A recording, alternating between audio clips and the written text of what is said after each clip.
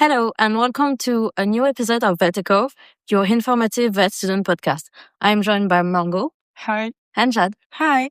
Today, we will be discussing health controls on farm and their essential role in animal health and food safety. With nearly 9 out of 10 European consuming animals derived products, it is crucial to ensure their quality and hygiene right from the production stage. There's control, which rely on concrete measures in the field, as well as European and national legislation, protect public health, animal welfare, and consumer confidence. To shed a light on this topic, we are pleased to welcome Professor Nuno Brito, veterinarian, full professor at the Instituto Universitário de Ciências da Saúde of Cespo, and coordinator professor at the Instituto Politécnico de Viana do Castelo. He is also former Director General of the Portuguese National Authority for Food and Veterinary Control, the DGAV, from 2011 to 2013, and former Secretary of State for Food and Agri-Food Research from 2013 to 2015. Professor, could you briefly walk us through what your work involved in those roles, please? Hello. Thank you very much for the invitation. Thank you. I think that it's a very good way to promote veterinary issues and also veterinary formation because it's important that you, students, start to have contact with different type of areas of veterinary medicine. So congratulations for this Thank you very much. podcast and for this that is very important also for us. Your question is a bit complicated because in some way veterinary has a lot of issues and matters and competencies. And I think that if you ask me what I did when I was in public services, it is very complicated because I did a lot. When we are the national authority for these matters, food and veterinary, I was also not only for veterinary issues, but also for phytosanitary issues, agronomy, because at that time, and I can speak about 2011, 2012, we were in Portugal in a very difficult situation with the Troika in Portugal, with the crisis, the financial crisis that we have. And so what the government at that time did was integrated a lot of departments of public administration, and in our areas, what was the main road was do it similar of EU did it. As you know, in Commission there are a Directorate General of Santé that mixed together. Put together phytosanitary issues, food issues, and veterinary issues. So at that time in 2011, it was replaced the Directorate General of Veterinary that mainly was concerning animal health. Then was integrated areas of food, quality of food, new foods, innovative foods, that kind of things that are still very important, and also the area of phytosanitary matters.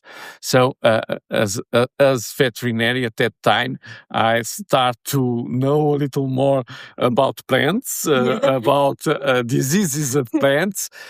Mainly, it was the first degree of what now we call it One Health, because now in One Health we have everything together.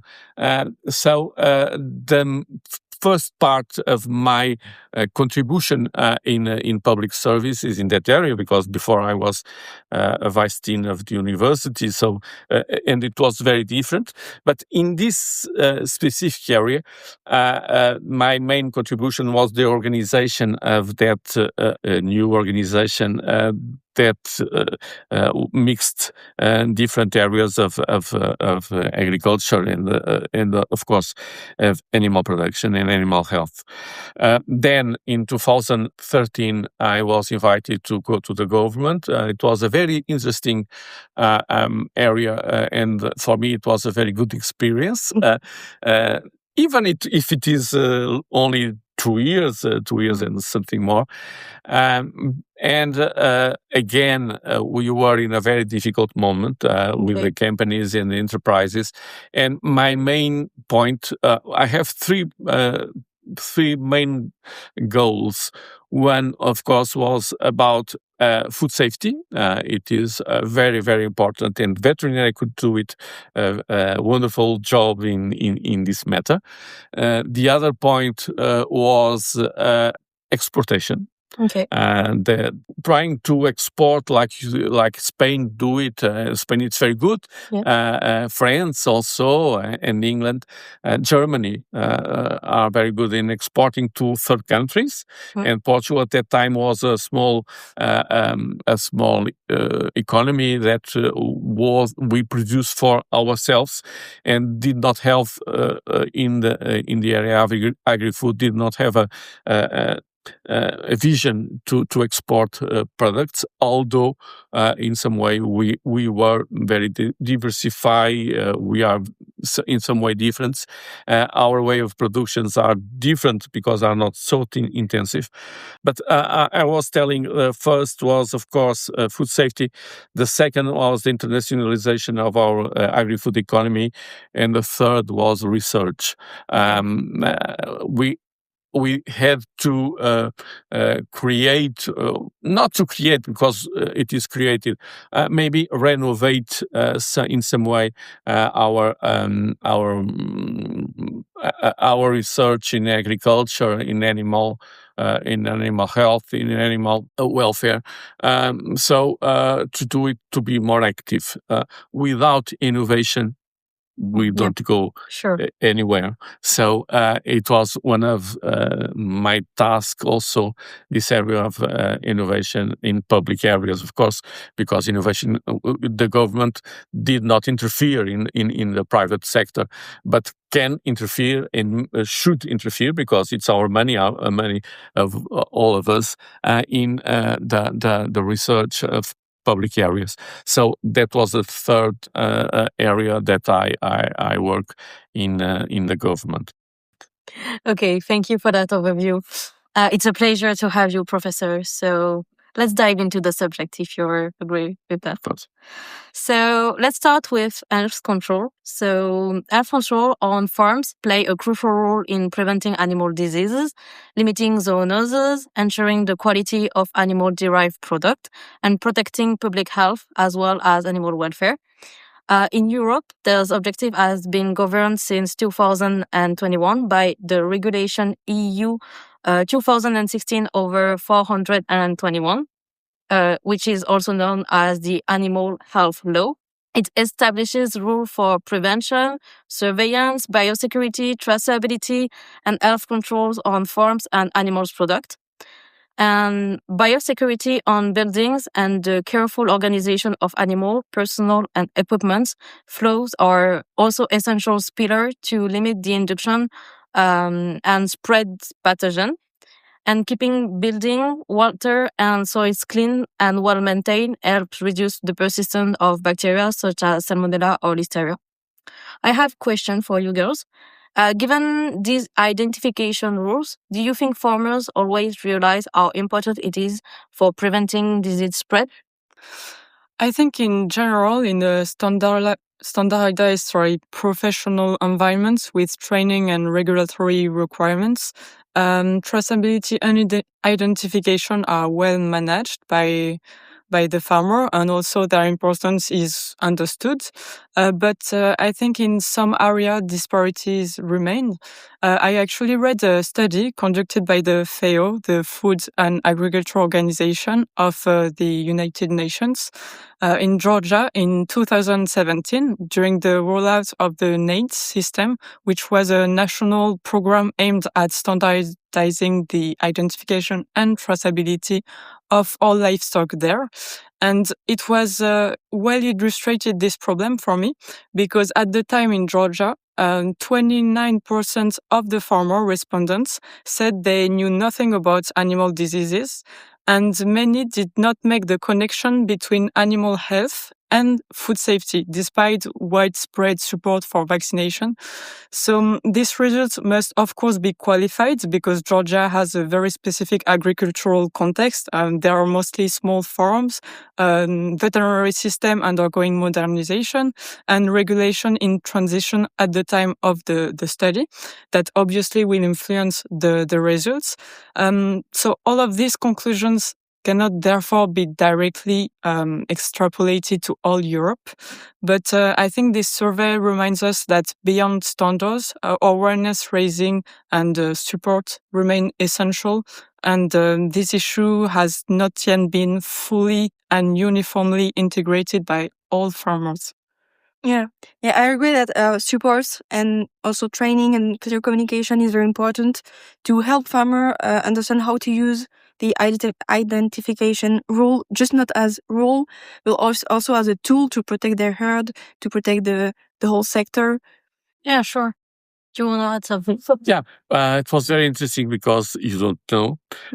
Animal health law was this year, Directorate of EU, the Commission, did it consultation with a company to know how well is implemented this animal health law, and did it just this year. It was from a Belgian consultant, and I was from the board of this consultation, one of the 3 board members to give as a consultant to this evaluation. And the evaluation of animal health, and it is a coincidence speaking about this, very interesting. There are some points. One point is that it's too soon to do a good evaluation because this impact and the beginning of animal health started, as you said, in 2021, and we have a COVID pandemic and a lot of things that implies to be more difficult to do the implementation in the 3 different countries of EU. So one of the points is there are different levels of implementation of the 27 countries, and this implies at the same time some reserve about the results. It means that we don't know how could animal health law be a good instrument to our animal health. Then 2 or 3 more points about animal health law is that animal health law does not go in issues like animal welfare. Okay. In animal welfare, we have a different area and different legislation, and this is not integrated between animal health and animal welfare. And maybe it will be very important to integrate it in some way, animal health and animal welfare in the context of animal production. And the third point also is that this animal health law does not concern too much about food. You speak about food, and it is very important because zoonosis and foodborne diseases are very important in this matter. But animal health law does not concern too much about food and food safety, and maybe it will be interesting in a next review, doing a little more about these matters. In some way, there are also a problem that a great part of stakeholders, about veterinaries, national authority, competent national authorities, veterinarians, I told already, are concerned about the burden of the administrative burden. It is important that every law that we put it, every implementation that we did it, would not be more administrative burden to the farmers. Sure. And this is a problem, a burden in identification, a burden in traceability, a burden in exportation with all the, okay? Yeah. And one point that was also relevant in this review of the animal health law is the importance of academia and about the science should be more active in everything that is legislation. And the academia, it's outside. And it not should be like that. It is important that the science could be there. Yeah. To the politicians decide. We know that the politicians should decide. It's okay. They are there for that. We vote for them. If we vote, Yeah. okay, but we vote for them. If we don't vote, it's because we don't want. Yeah. So, and in this case, okay, so in this situation, it's important that academia do a very relevant work in this matter. For finalize my intervention, this intervention, I should say also that there are a relevant idea from the national countries to do some interventions just in their countries. For instance, in France, with the vaccination of avian flu, that was one of the countries, only the one country that do it as obligations, or in some points, some countries with measures about African swine fever. That is also a problem now in Europe, and also in matters about exportations that are relevant. So.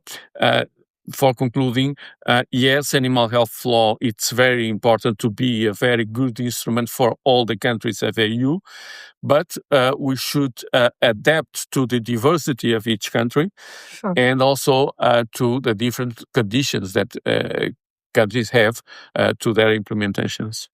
Thank you very much.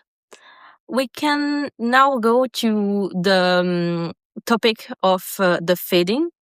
We need balance and appropriated feeding to strengthen the animals' defenses and reduce their vulnerability to decrease, complementing the measures related to biosecurity and the health monitoring. Professor, do you have any concrete example where early detection helped contain an outbreak on the farm? It's a very tricky question. Feeding is directly connected with immunity. Yes. Yes. So in that way, if we have if we have in a very good balance our animals, they are of course well prepared to resist to some diseases. But there's one point: the most relevant diseases are infectious. Yes. Okay. So it's a pathogenic agent. Yes, sure. And if you are better feeding or less feeding, the agent is there. Yeah. The point is the evolution of the disease. If you can resist or if cannot resist, but not only in question about health or about prophylaxis, if you want to say, I should say it about animal welfare. Okay. If you there is a strong concern about the consumers about animal welfare, as you know, and consumers want now to see our animals, how we produce our animals, how we produce our milk, how we produce our meat, how we produce our eggs, and in this case, a good production means a good management, and a good management implies a good nutrition, and implies, of course, situations of correct feeding, correct immunology, correct prevention, and that kind of thing. The point is, one, avoid with good medical or sanitary prophylaxis, avoid diseases, and mainly zoonoses. Yes. Okay. And then have good welfare in the animals and that kind of things. It's, of course, food and feeding in this case. Having good animals in a good body score conditions to prevent mainly all metabolic diseases, of course, but also the strong evolution of clinical signs that we can have it when we have a new diseases. Thank you. You talked about it a bit earlier. Thank you. But the traceability and the control of exchanges are a central component of the sanitary framework. And for the animals, that means that each of them must be identified, whether by marking, microchip, or another system suitable for the species, in order to trace its origin, history, and movement. At the European level, the system traces trade control and export system, enable certification and monitoring of movements of live animals and animals product, whether in intra-Europe trade, export, or import. And this tracking ensures that every movement is recorded, documented, and compliant with sanitary requirements, thus playing a major role in preventing crises and managing risks. So the effectiveness of this procedure is illustrated by recent data on zoonoses and the food safety in Europe. And according to the 2023 report by the European Food Safety Authority, the EFSA, and the European Centre for Disease Prevention and Control, the ECDC, Campylobacteriosis and Salmonellosis remain the most frequent zoonoses in humans, with respectively 148,181 and 77,486 cases. That underscore the close link between animal health and the production hygiene and also the public health production.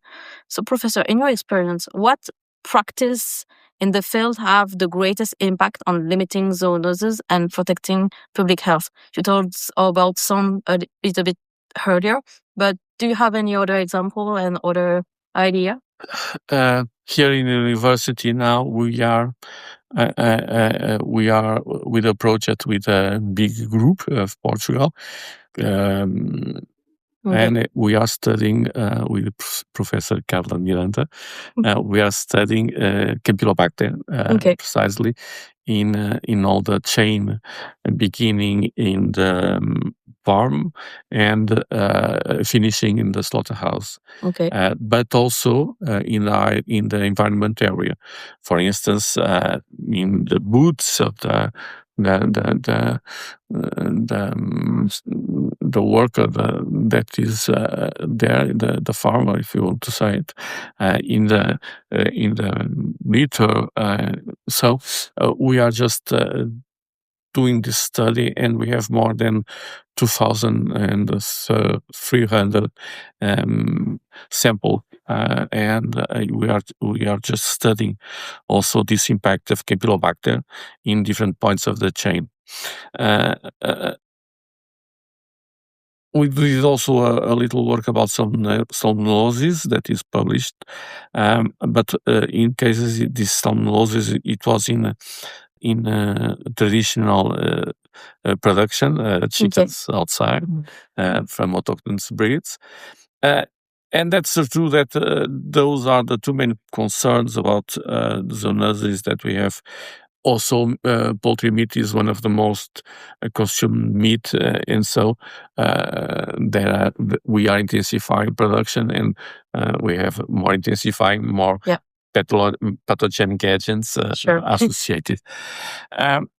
Nevertheless, I think traces, it's a very good system because can control what we did intra and outside EU about not only products but also with animals. In both cases, it is a very interesting way to do traceability. Yeah. And in this case, it's also very important because we can control the entry of animals with different sanitary status and in some way avoid some diseases. And one of the points that was analyzed in this animal health law was precisely traces and was considered a very good system, even if it is it should be very more simplified in administrative areas. About zoonoses, I think that the big problem is control zoonoses and see that the neighbor countries should be also well protected. For instance, you know that African swine fever came from Russia and from East Europe. You know also that in the area of Mediterranean area we have foot and mouth diseases that was a very strong problem in Europe some decades ago. And this is the point. How can we control countries, in a good way, of course? How can we control or help countries that are in the border of Europe, trying to avoid, in this case, the zoonosis in our region?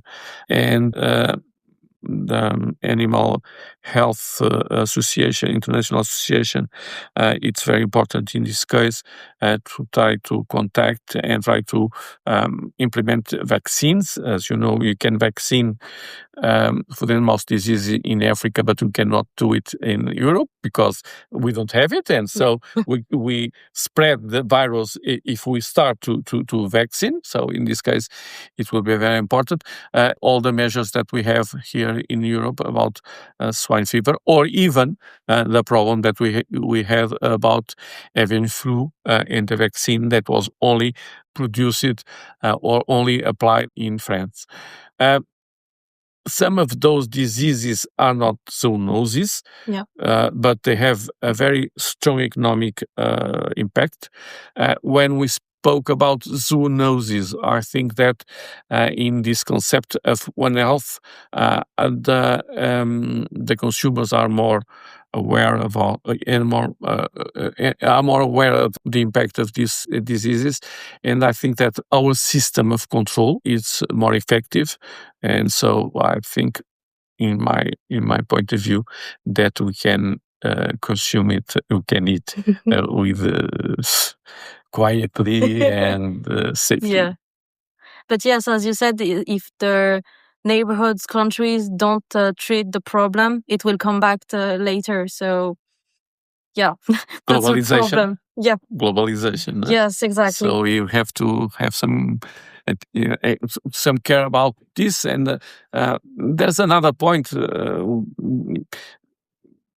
There's another point that we should analyze also, that is climate changes, because we see about, for instance, blue tongue, the flies and that kind of things came here, and that's another concern that we have now.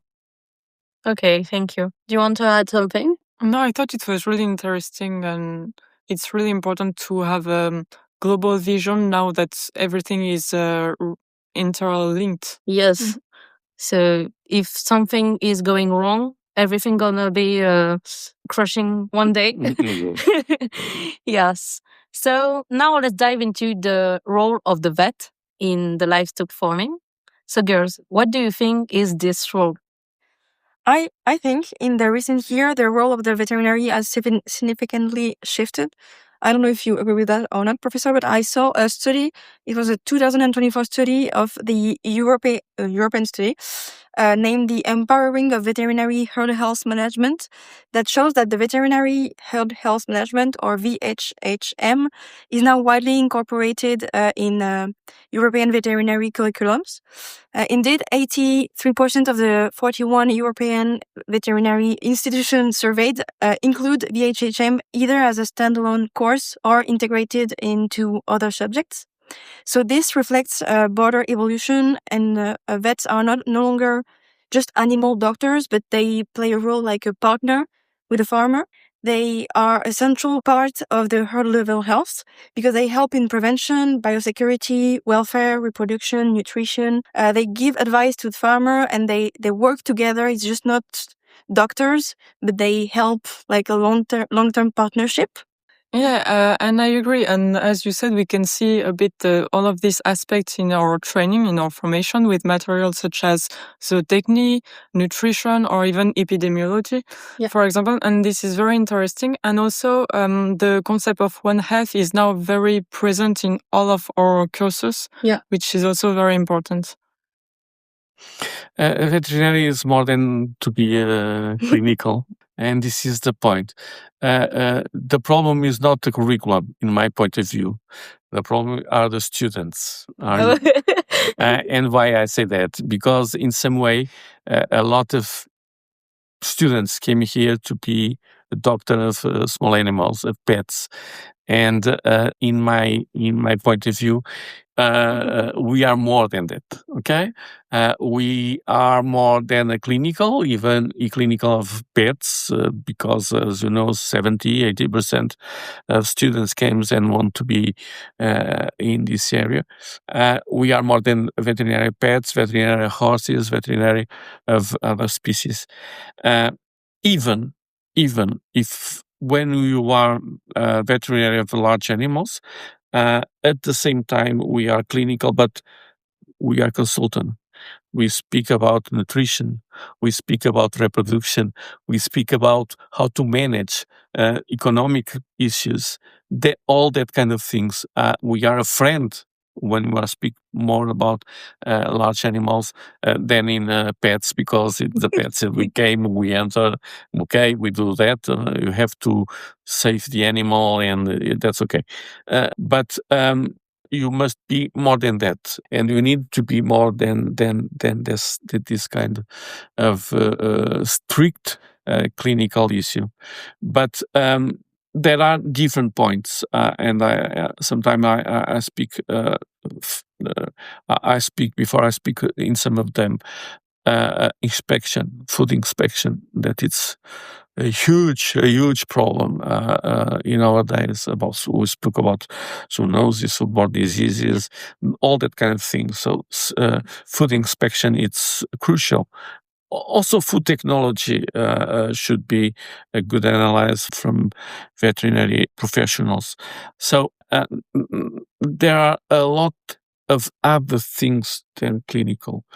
And in some way, for me, I was at the same time a farmer. I work in the government, in the administration, in a lot of things. I think also, of course, I am clinical in some way. When my wife says, okay, Saturday you need to go to the clinical, and I have to go to the clinical at Saturday morning, because there are no more vets Saturday morning, and so it's difficult, and I have to go.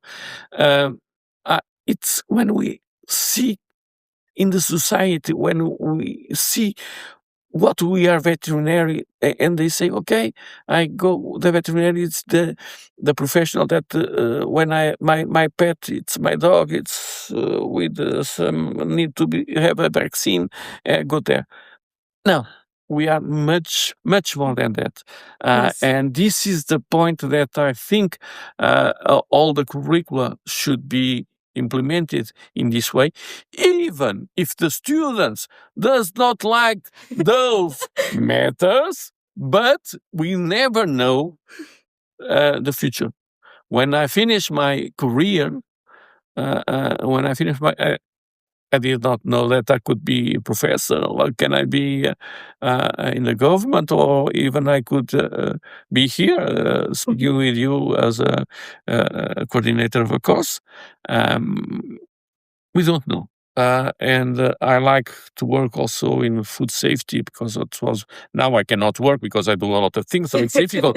But even so, I coordinated some projects in those areas, and those are very important to have an image of a broad image of the veterinarian that are not only clinical. I don't like that. Yeah. You talked about the sanitary control. The veterinarian must report to the competent authorities when there are some confirmed notifiable diseases, and it is in accordance to the animal health law, if I've seen it well, and also some national legislation, such as the Lei da Saúde Animal in Portugal, or the French Rural and Maritime Fisheries Code. Then they help the implement for the health plan, which include isolation, the quarantine, the movement restriction, and when it's necessary, also the preventing culling to limit the spread of a pathogen. And at the public level, the health control is strengthened by the work of official veterinary inspectors, such as the ESPV veterinarian in France. And as civil servants, they oversee the application of standards relating to animal health, food safety, and the animal welfare in farms, slaughterhouse, and agri-food establishment. They are also intervene in movement of animals and contribute to the implementation of public policies. And in the event of epizootic, they coordinate emergency plans, official inspection, and all the regulatory measures, ensuring full traceability and compliance for the operation. And so, as you said, yes, the vet must be more than just a clinical person. We need to gather all the aspects and be close to the farmers and help them, advise them. So yeah, veterinarians are more than just a animal doctor. So now let's go to the limits and difficulties. So even though the regulatory frameworks and good biosecurity practice are clearly different, their implementation often remains challenging, particularly for small farms, and those were located in rural areas. And those difficulties can limit the effectiveness of health control measures. So one major obstacle is the shortage of veterinarians in certain rural regions. And according to a survey by the Federation of Veterinarians of Europe, the FVE, 78.5% of member states report a lack of practitioners able to meet the needs of livestock farms. And in France, these issues has resulted in veterinary deserts for farm animals. So among approximately 21,000 veterinarians practicing in the country, only 1/3 work primarily with livestock. And in addition, many of them have mixed practices that include companion animals, which further reduce the availability for the production sector. Do you think, girls, the shortage of vets really affect the animal health on small farms? And how might it show in everyday life? Yeah, I think it definitely affects the small farm because, as you said, I also saw the report of the Federation of Veterinarian of Europe. Yeah. So as you said, almost 80% of the European countries report a shortage. And also in this study, we see that in areas, there's only one vet for like 2,000 cattle. So this can difficult the diagnosis, delayed diagnosis. Although the farmers, when they have a problem, as there's only one vet in the area, the vet is like overbooked. Yes, overbooked. So it delays the checkups. Like the vets cannot be everywhere at the same time. So some farmers have to deal themselves with some problems that they don't really necessarily know how to deal with. And over time, that can increase the risk of unnoticed disease, welfare issues, and even regulatory non-compliance. But it's not just because farmers don't care. It's just because they don't have access to the support they need.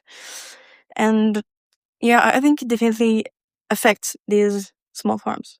Oh, yeah, I agree. And as you mentioned, these shelters will reduce the frequency of the vet visits, and it can lead to delay in diagnosing, treatment, or unseen disease.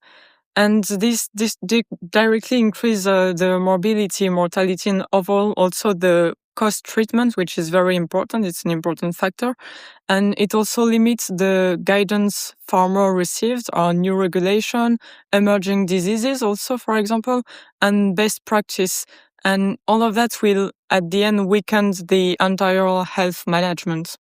Yeah, thank you. Professor, in your experience, what strategy can be used to compensate this shortage of veterinarian in your areas? Ooh. I know it's difficult. Yeah, the point is that, as you know, the society it's mainly composed by urban people.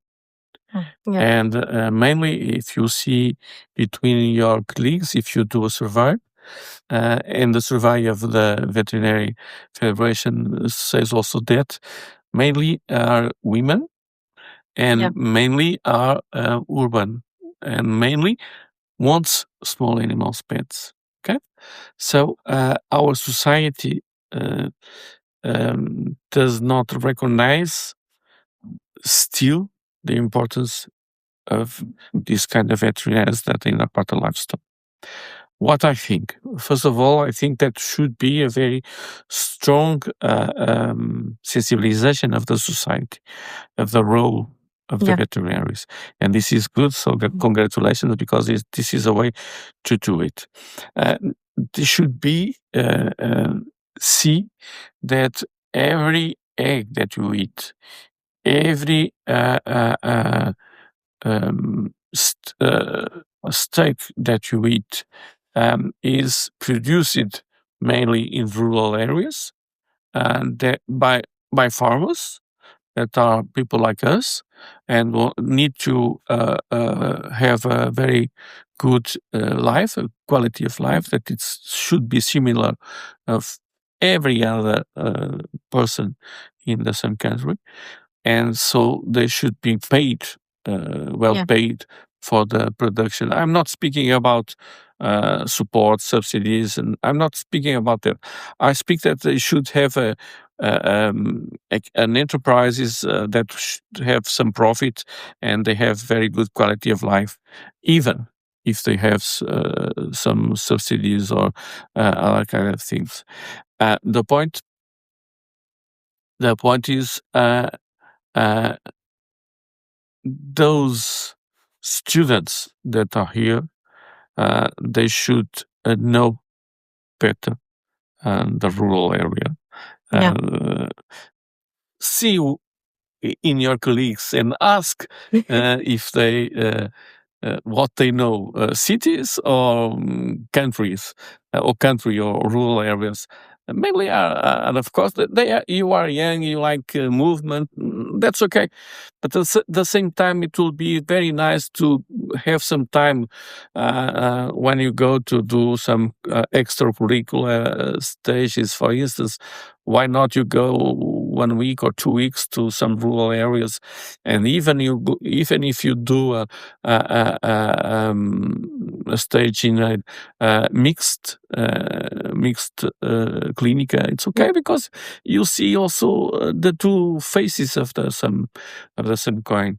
This is one point. No more than cities are literal areas. Just go inside of the and see the life in these areas.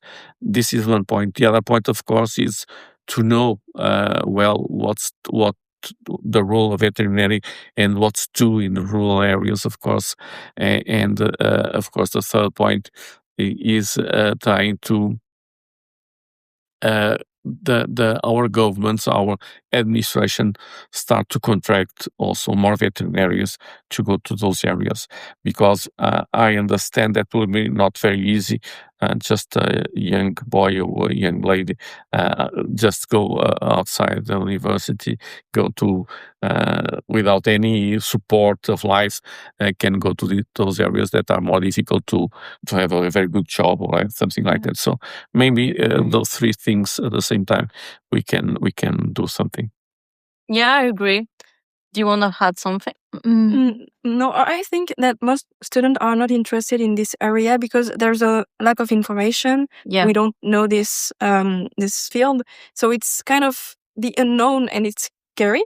And also maybe there's a lack of attractiveness because some people like grow up in the city and don't know the rural field. So I think that's why most students are not interested in this area. And in France, there's in the French schools, there's some internships that are obligatory, mandatory in like slaughterhouse, I think. Yes. And things like that. So that can be interesting to also implement it in other universities to show students what this field really is. Yes. Yeah, because maybe some limits that we can put ourselves are not seeking for something because we have a clear idea of what we want to do at the start of our formation. And sometimes it's with internship, as you said, that we realize that maybe there is also other fields that are very interesting and could be studied more. Yeah. And I know that some young people that don't want to go in rural because they think that it's more difficult in some aspect than just staying clinical with small pets. But small pets has their own difficulties too. But they think that the rural field is way more difficult than the rest of the difficulties are not the same. Yes. In the rural field, it's more like physical. Yes. And even in the winter, I think some people are kind of it's cold outside on what. So I think it's also that kind of difficulties that some students don't want to. And I, as a person that wants to go in a rural field, I have received some comments from friends and people around me that say that I'm too short, I'm a lady, so the rural it can't be open for me. The rural field is not for me. I just need to go to dogs and cats. And I was, no, I want to go to see the cows and everything else. So yeah, we need to open the mind of everyone. So I think that was not now in this time problem because I start to have some clinics and I have still clinics. One of them is in a rural area. Now it's a mixed rural urban area near Braga in a village. And we opened this clinic, I don't know, 13 years ago, something like that. And we have a veterinarian there that finished their course in Lisbon and was somehow as you and a woman, of course. Yes. Then she marries also with a vet, but also not too. But she was amazing for doing calving, everything. So the first time they say when she was doing, for instance, diagnosis for gestation with me, they say, okay, she cannot go to the, but perfect. So I think that's true. We need to those ideas that were that everything think that were laws. They are not. It's a stupidity in this case. Yeah, thank you. We need to go beyond the premise. Yeah, sure. So let's continue on the limits and now talk about the application of biosecurities. They remain highly uneven, particularly in small farms. And I've seen a Portuguese study published this year. So this is quite recent. So we need to have some a bit distance about it. This is on sheep and goat farms that show that only 9.8% of holding achieve a satisfactory score and non-comply with the strictest criteria. So the most frequently neglected actions include cleaning, disinfection, visitor control, vector management, and the isolation of sick animals.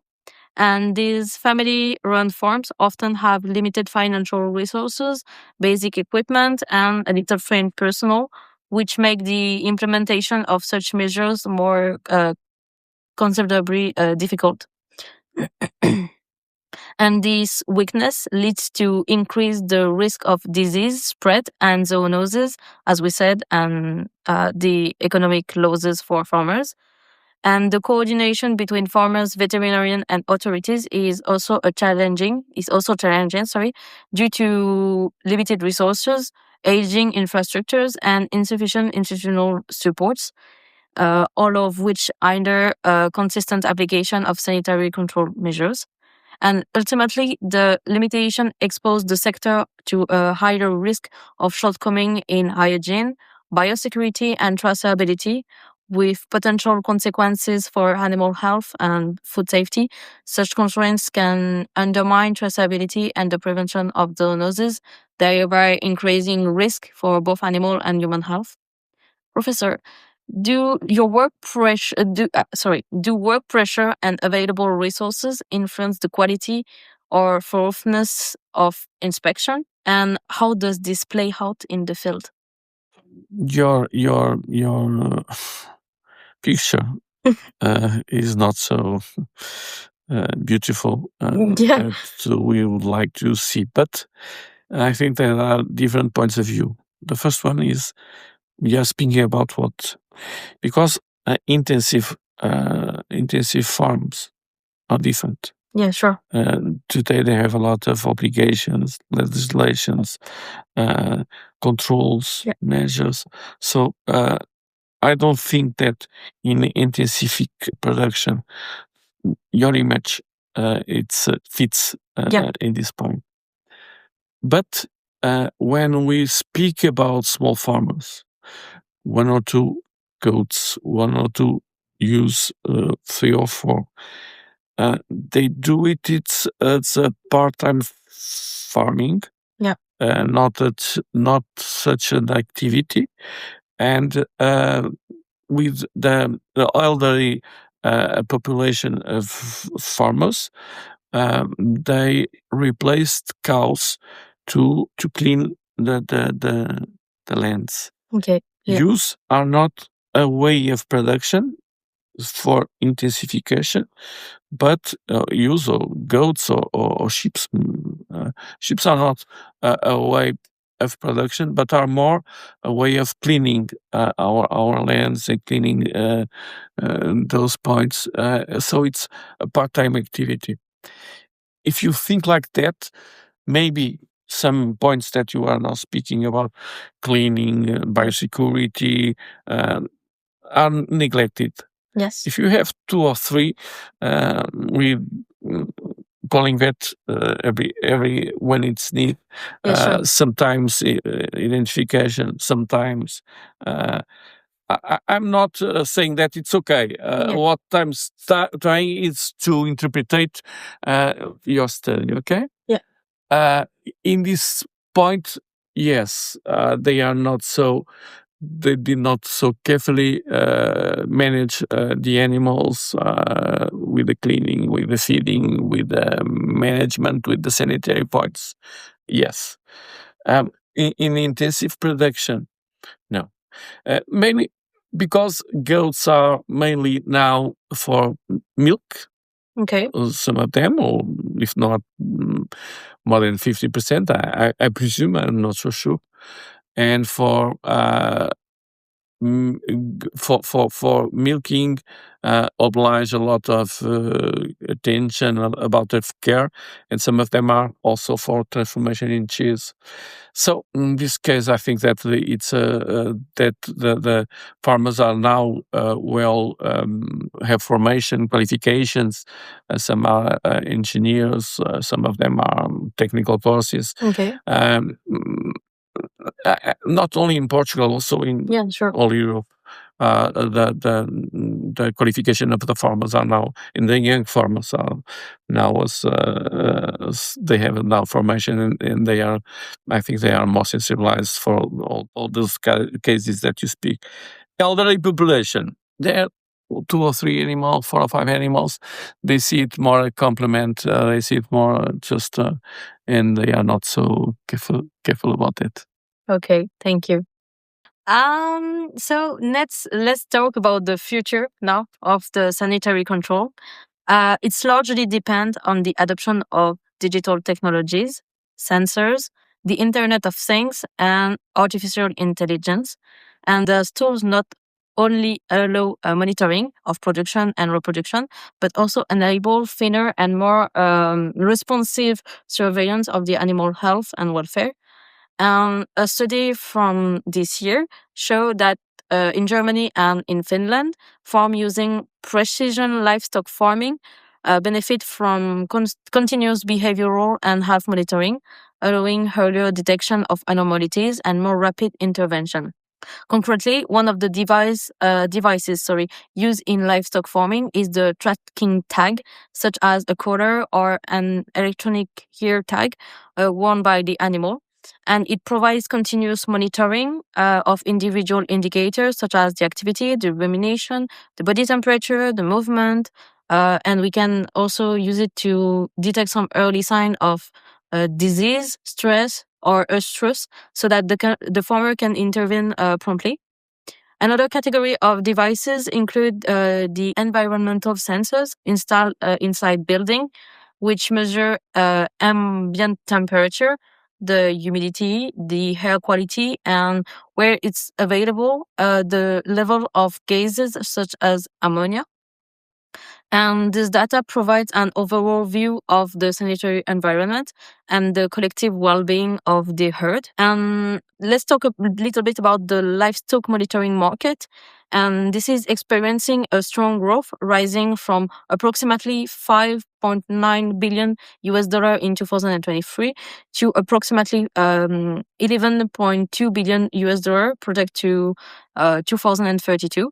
And that includes wearable sensors, automated systems, cloud data services, and AI analysis.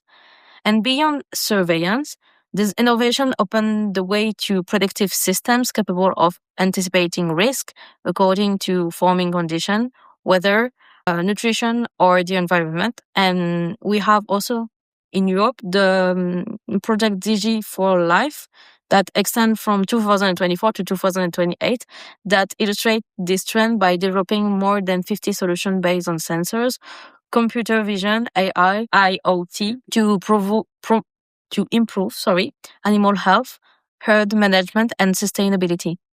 Professor, in your opinion, which innovation have the greatest impact on improving animal health and food safety in the field? I think that now we open a new field in this area. Yeah. And it will be very interesting to the farmers, but also to the veterinarians. We need now to have another way to be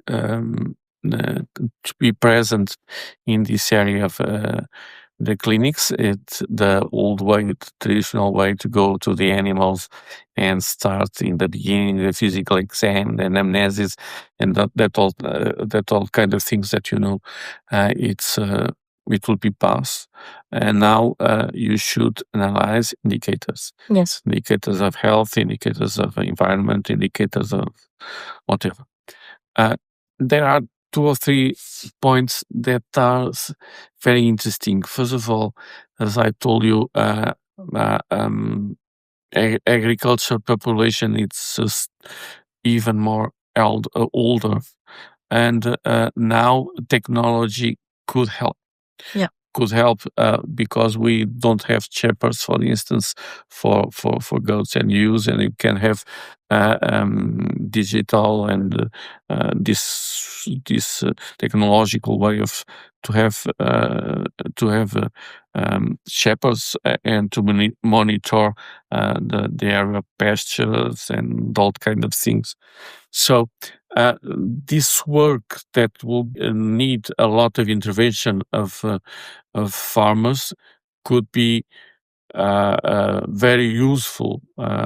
Those technology, those artificial intelligence, also to go in the way that in this moment the consumers are concerned.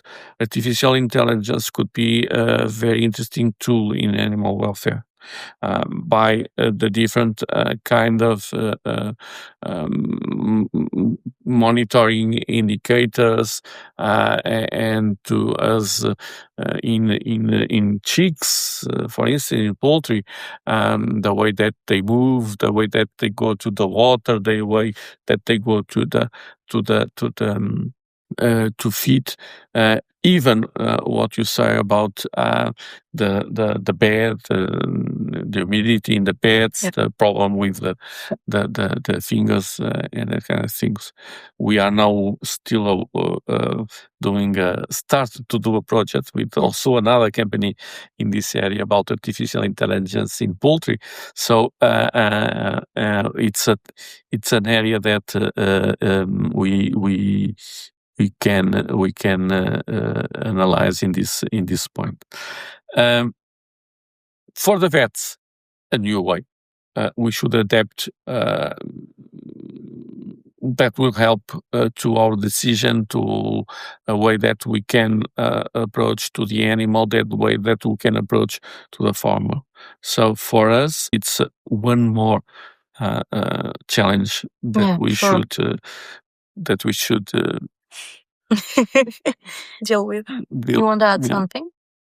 No, I think it's interesting, and indeed it's something that is now a future, but even in every, I think, aspects on our new generation and society, we tend to turn to AI and the revolution of these new systems, and it will be implemented in everything, and in agriculture and in production. So it's important to be formed on that, yes. I've seen that another promising avenue lies in traceability through information technology, including the use of digital twin of herds, storage of health data, and monitoring of treatment and managing of animal movement. And sharing this information between farmer, veterinarian, and authorities facilitate collective surveillance, rapid detection of outbreak, and effective intervention. But at the same time, the harmonization between countries and international cooperation represent major challenges. And within the European Union, calls for project and funding supports this digital innovation in order to optimize production, as you told before, Professor, and health and safety in livestock farming, while also respecting sustainability goals and transparency in food chain. In your opinion, Professor, what are the conditions for those technology to be well implemented? Okay, I think that the main point is that the farmers and the vets and everybody that it's going to use it has necessary qualification and technology information at this point. Okay, this is one of the main points is it's there, it's necessary. We need to know how to use it. Yes, and so it's a way to see it. And when we are in university, maybe you have to know something about technology of this area or digitalization or that kind of thing. So qualification it's important. Formation it's important to know how to use it. Second, it must be a current use. it not could be so expensive that it would be very difficult to access. We need to use it, digitalization, because when we start to digitalize all the process, they must be all of us that can use it, not the Portuguese, the Croatia, no, the Polish, yes, the French, yes. No, we need to have a platform that can be used for everybody. So, must be easy, to friendly, not very expensive, and everybody should be to use it. And then not much in a point that it's specific of this of our area. Europe must do a strong investment in this area, because, as you know, it's United States that it's in artificial intelligence and in technology, and then came from China some cheaper process that we can use it. So Europe must be say that is a priority to our protection, because Europe cannot be the same only to say, okay, we need to have welfare, we need to have animal welfare, but we have to invest to be the best solutions to our farmers and to our consumers and everybody that it's in this area. So a strong investment to be also a leader in this point. Yes, thank you very much. This concludes our episode dedicated to health control in livestock farming and the key control of veterinarians in protecting public health and animal welfare. We have covered on-farm practices, the regulatory framework, the challenges encountered, and the perspective offered by new technologies. I would like to extend a special thanks to you, Professor Nuno Brito, for your availability and expertise. Your insights have made this complex topic accessible and engaging for our listeners.